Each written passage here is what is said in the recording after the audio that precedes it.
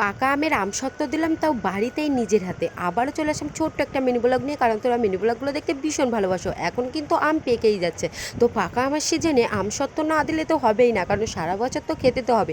এই তো এদিকে আমি আমগুলো কিন্তু বেশ ভালো করে কিন্তু আমি ধুয়ে নিচ্ছি। এইবার হচ্ছে কিন্তু একটা ঝুড়িতে কিন্তু আমি তুলে নেব। তো ঝুড়িতে তুলে আমগুলো কিন্তু আমি ছাড়িয়ে নিয়েছিলাম, তারপরে তো কড়াইতে দিয়ে কিন্তু জ্বালিয়ে নিচ্ছি। আর এখন যেহেতু ঝড় বৃষ্টির সময়, তাই একটু জ্বালিয়ে দিলে তাড়াতাড়ি করেই কিন্তু থালাই কিন্তু টেনে যায়।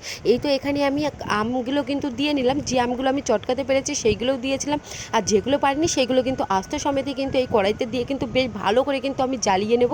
একেবারেই কিন্তু লালচে কালারের কিন্তু করে নেব। তারপরে যখন এই আমের গোলাটা ঠান্ডা হয়ে যাবে, তখন কিন্তু এই আমটা কিন্তু চিপে আমি রেখে দেবো। তো যাই হোক, এখানে দেখো আমার আমটা কিন্তু একেবারেই কিন্তু লালচে কালারের হয়ে গেছে। এবার কড়াইতে আমি নামিয়ে নিয়ে ঠান্ডা করার পরে কিন্তু আমগুলো আমি চিপে রেখে দিয়েছিলাম, আর থালাতে একটু সাদা তেল মাখিয়ে নিয়ে এই তো আমগুলো কিন্তু দিয়ে নিলাম। এইবার চলো ঝটপট করে রোদ্দুরে দিয়ে আসি। আর এখন যেহেতু ঠান্ডাকাল, আর না সরি, এখন যেহেতু মানে ঝড় বৃষ্টির কাল, তাই তো একটু তাড়াতাড়ি করে এরকম করে কড়াইতে যদি জ্বালিয়ে আমসত্ত্ব দেওয়া যায়, তাহলে কিন্তু খুব তাড়াতাড়ি টেনে যায়।